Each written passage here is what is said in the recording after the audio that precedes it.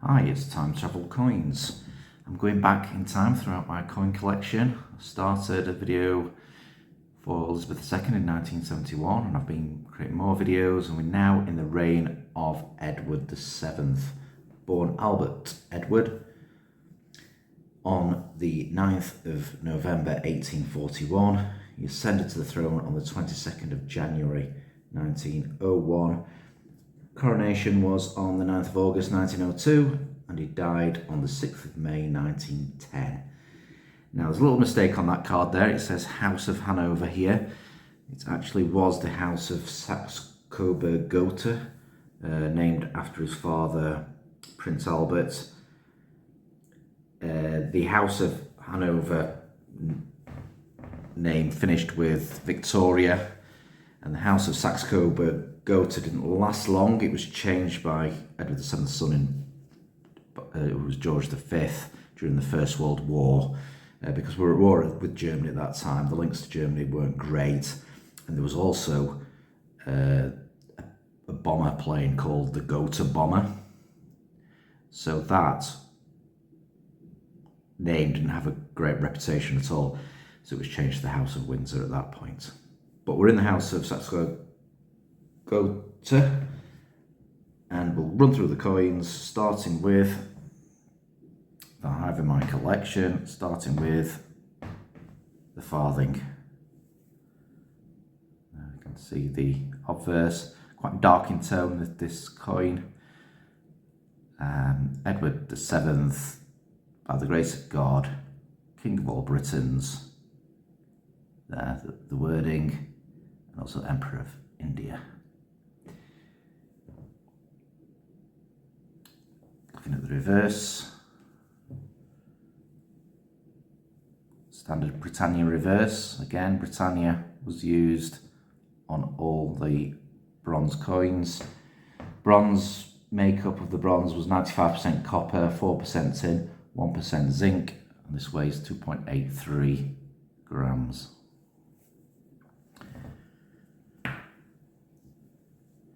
That coin probably value just around £1 or so. It's in extremely fine condition, but it is quite common to get high grade farthings, and they are quite easy to find. Slightly less easy to find in high grade is the halfpenny, and this is a lovely condition, same obverse.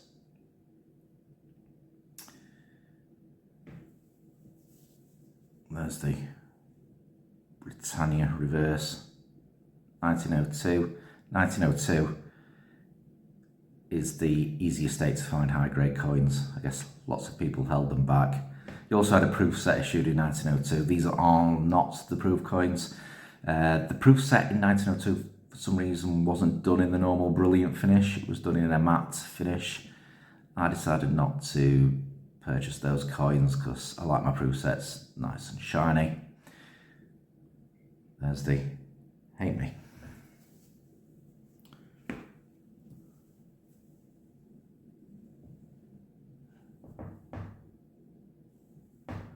That's the penny.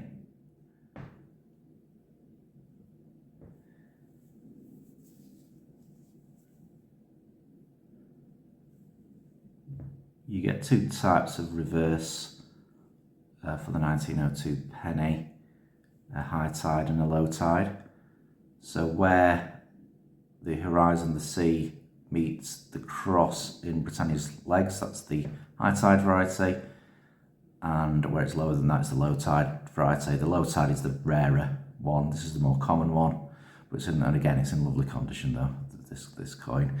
I think you could find these between £15 and £20. The halfpenny, similar amount, about £15 if you look for them on auction.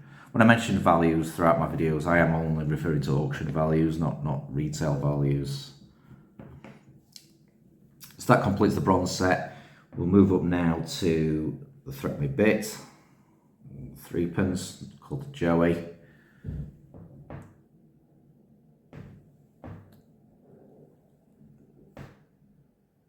There we are, there's the threepenny bit, 1902 again. 8 million of these minted, just weighs 1.41 grams. I'd say very fine condition. That reverse there with the 3 on is the same as the Maundy design. So just a few pounds, I think, the value of this coin.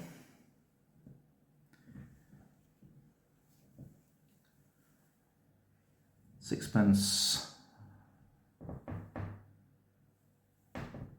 Change in design from the George V one. The George V had a line reverse. This one just states the value, the currency value of the coin, sixpence. 1902 again. Sterling silver, which is 92.5% silver. The rest of it being copper.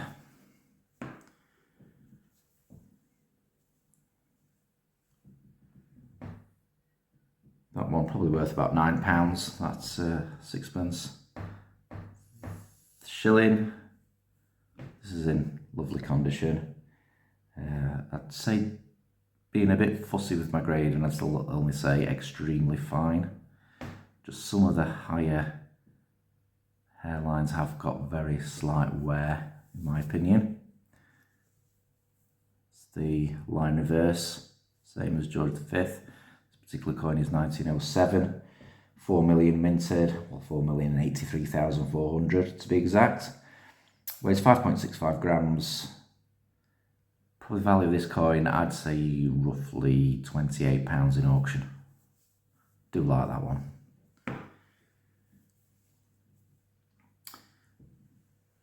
Then we get the florin, or 2 shillings. It's the obverse.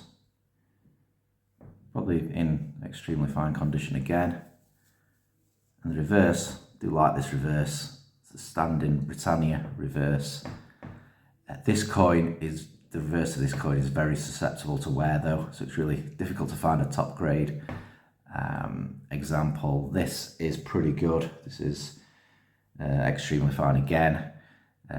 One of the problems with this coin is that one of the first areas of wear is the actual date, so you do get a lot of lower grade Edward VII florins where you can't read the dates anymore, which is a shame. So it's harder for date run collectors, and generally makes the price a little bit higher to purchase when you're looking for a date run, particularly the 1905 florin.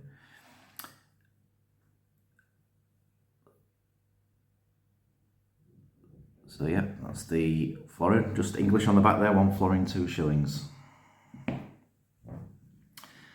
Now, the next coin I'm about to show you is a real Bob Dazzler, in my view. It is the half crown.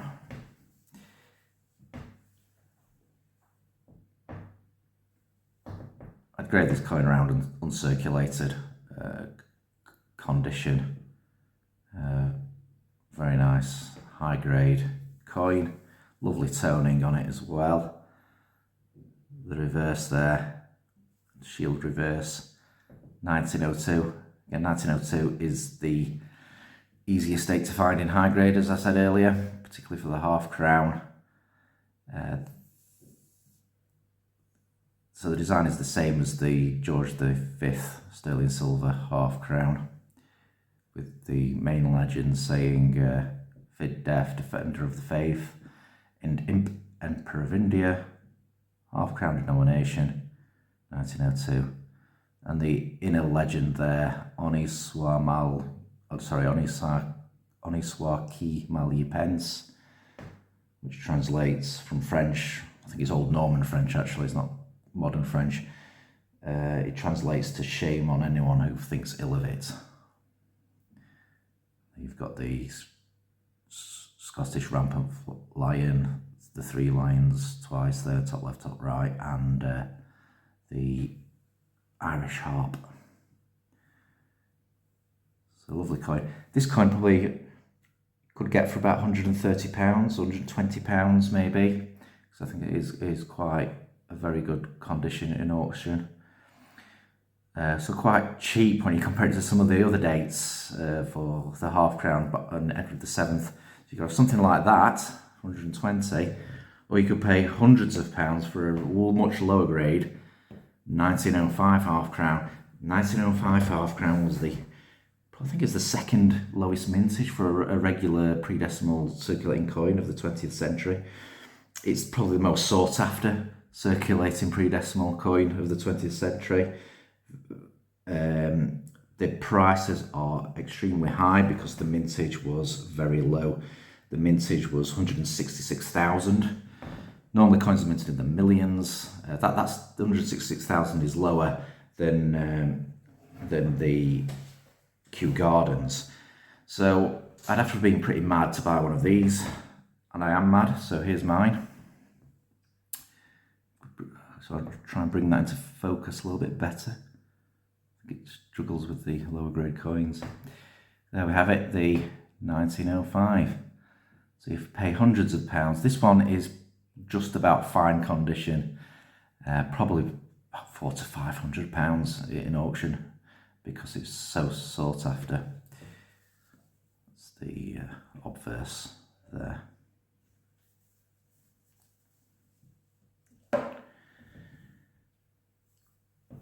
And finally, in the silver coins, we have the largest, the big one, the crown. This was the last ever sterling silver crown minted for circulation. Low mintage, 256,000. So they are quite expensive to buy. I'd say this one is in extremely fine condition, but there's a big but here. There is a slight problem with it. Here's the reverse of Georgian Dragon. I think, yeah, the next time Georgian Dragon was used on the crown was in 1951, and there were many crowns predating this with the Georgian Dragon reverse at the back. But I don't know if you can see on this particular image, but there are very slight lines going in the same direction, very light scratch marks, which indicates to me that this coin unfortunately has been cleaned, and that does hit the value. Coin collectors are fussy for spots. They don't like clean coins in particular, most of them. I generally do buy clean coins simply because I can get a big discount on them if the clean is not too bad, which is the case on this one. So I think taking the cleaning into consideration, I'd still say about £130 for this coin. It's the only year you can buy for a crown for Edward VII. So that completes the silver coins. Now there were gold coins in circulation as well. And I do have examples. So here is the half sovereign. Bring that a bit closer.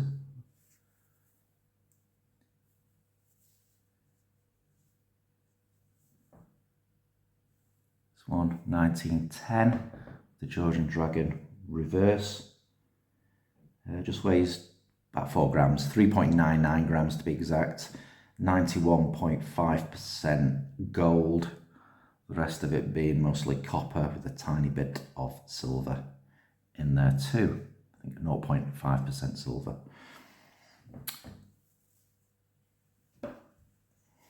Same composition for the sovereign, double the size and weight. So this is 7.99 grams.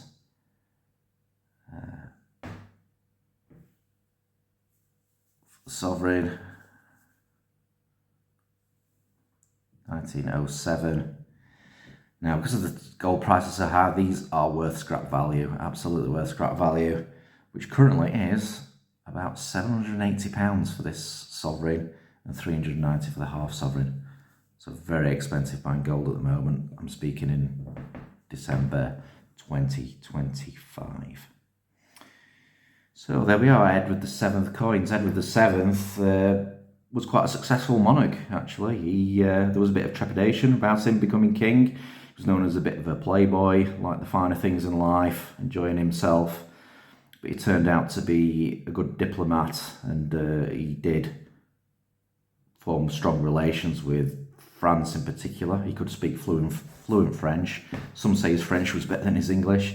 He also could speak Italian and German and Spanish, and he also worked well with the Russians as well and helped form the Entente Cordiale which was the alliance that formed before the First World War.